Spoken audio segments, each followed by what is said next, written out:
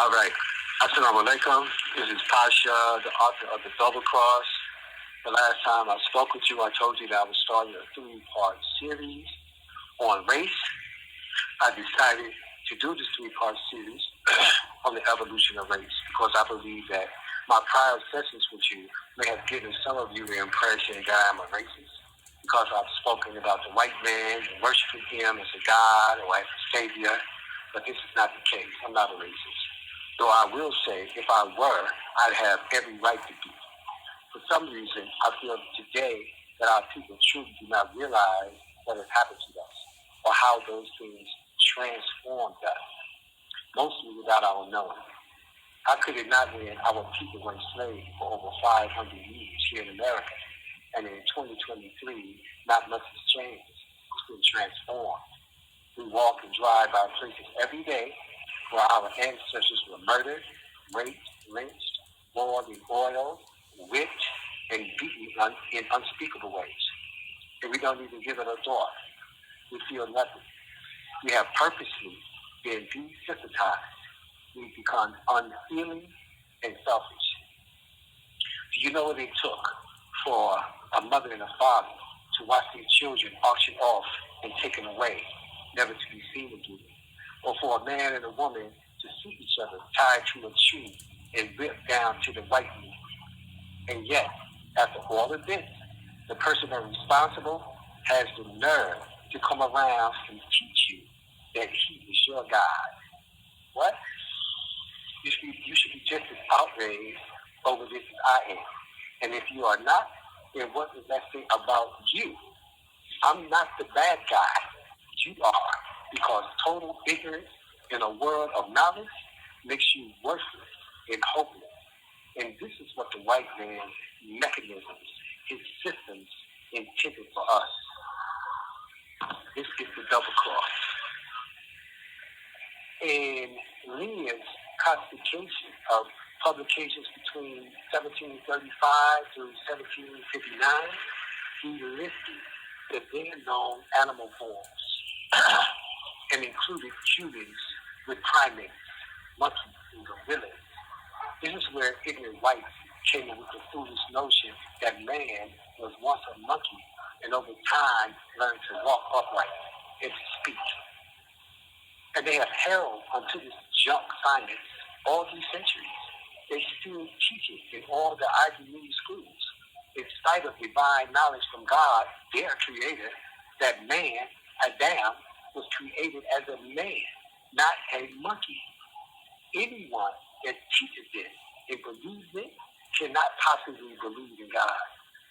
Secondly, they are grossly ignorant.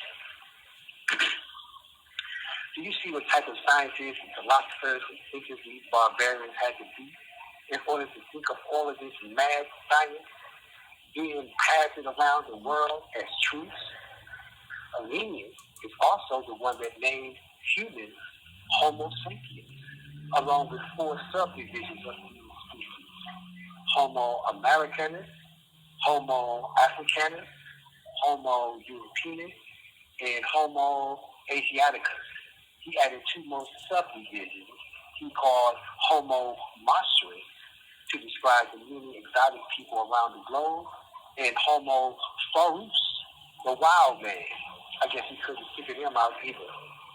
As the ignorant learned and endured began to write their own theories of who black people and brown people and red people and yellow people were or were not, New World Indians, to include the Incas, Aztecs, and Mexicans, along with the many African nations, were projected as aliens.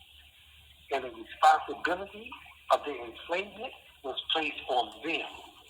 They were to blame for being inferior. Exaggerated slanders about the Africans turned into worldwide beliefs that continue to this very day. Europeans sought to justify in scientific writings, studies, and findings their institutionalization of the brutal marginalization of non-Europeans on the earth, to include slaves and those that were free. At the beginning of the 19th century, European scholars promoted the idea that the Negro was a separate species from normal white Christian men. They announced that the African had been created at a different time than Adam and Hua, Eve, and that Adam and Hua, Eve, were parents of the white race only.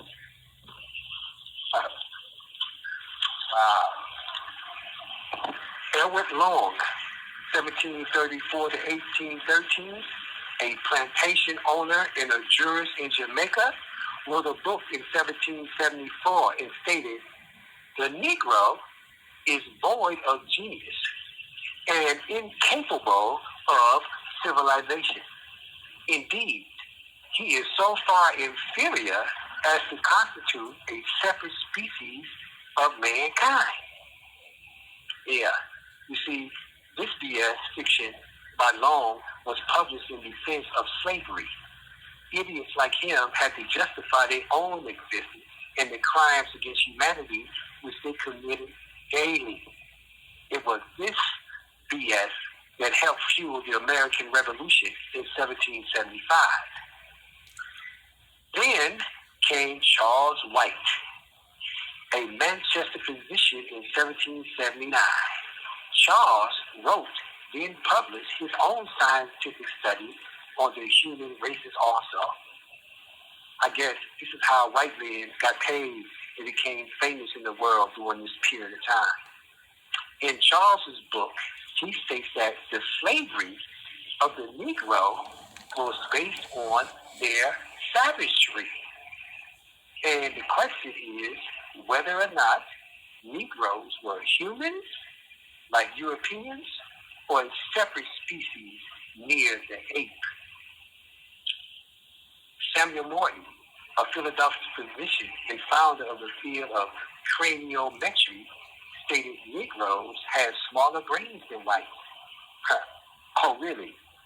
Then how come whites have not figured out how we Negroes built pyramids or how we mapped out the constellations in the sky or how we created mathematics?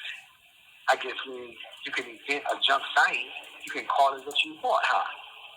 The big thing here is, why have so many whites gone to so many great lengths, centuries after centuries, lengths of all forms and kinds, to prove that the black man is less than him? It seems to be an obsession of his still today. Do you know how many bars were set by white men that were broken by black families, by black men, with threats of death to themselves and their families? Jesse Owens went over to Germany for the Olympics and annihilated Hitler's pure Aryan Superman junk science on the track field. Hitler left Earth. Jackie Robinson received death threats over beating Babe Ruth's home run record. He beat it anyway. And I know all of you seen the movie Hidden Figures. Who knew? Huh? Who knew? Hidden Figures. That a black woman, our sister, is responsible for sending the first white man to the moon. Ain't that crazy? Morton went on to become the century for scholars and scientists that advocated multiple creations of mankind, not the single creation from Adam. Louis Agassiz, a professor at Harvard University, moved from Switzerland in 1846 to the United States and helped to foster the ideas of Morton at Harvard and in his public lectures. Many of his students took leading roles in American society. They are the old skull and bone clique that produced presidents, CIA, and FBI directors who followed the tradition of their European thought providers. The 19th century obsession with documenting distinctions of racial body measurements by white men with junk science and outright lies, helped establish another science, anthropometry. During the Civil War, the U.S. Sanitary Commission and the Provost Marshal General's Office collected data on the physical condition of military volunteers into the Army, Navy, and Marines. Using this newly created junk science from the mind of the white man, the anthropometric results were that races were fundamentally distinct and that blacks, Indians, and mulattoes were once again inferior to whites. Naturally, anthropometry flourished as a major science for demonstrating race differences well into the 21st century. Now, after Charles Darwin's punk ass published his theory of evolution in 1859, the focus turned to the Negroes' innate conditions. The central question was this: did Negroes evolve before or after whites? Okay, right here, I'd like to address that question with a common sense question of my own. Now, if whites sailed around the world in the 14th century, 14 centuries now, the pyramids were built in the 1st century, okay?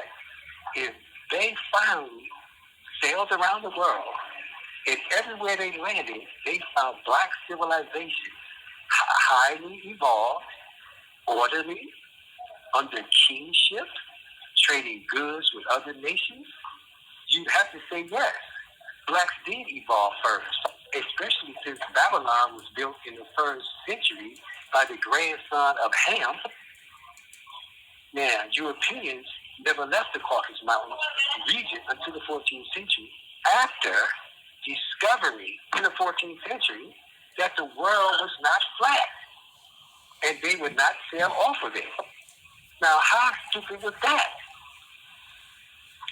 They thought the world was flat, and they thought that the black man was inferior. Truly foolish.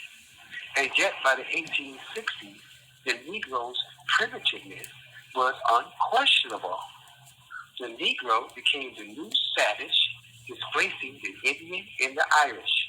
And this new ideology proclaimed that this savage, the African, that his savagery was both intrinsic and immutable, not subject to change. Now, you see, this is all the BS we have to battle when we walk out our front doors. Centuries of outright lies, racist concepts, junk science, and philosophies created by whites, who are rewarded, lauded, and promoted as great thinkers and scientists and philosophers, when actually they were garbage, all of them. Their obsession with proving that they were better than the Africans whom they found with all the shit they stole from us and floated back to England, teeters are ridiculous.